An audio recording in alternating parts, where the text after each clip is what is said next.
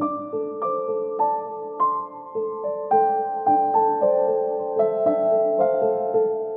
I'm using my J&L 24-ounce split cup today. It's been too long since I did a split cup, so I decided to go ahead and try it. And these paints are the 3.5-4 second consistency that I use for straight pours, and I just didn't really want to have to thin them down for a split cup, so I figured the bigger spout of this split cup, maybe it will work out okay, so I went ahead and left them so I can use them in the regular straight pours as well. And so I'm layering up in my usual way in this cup with the darker colors layered with the white and the gold, and then I'll put some pinks and blues in the center, and we'll see how this turns out.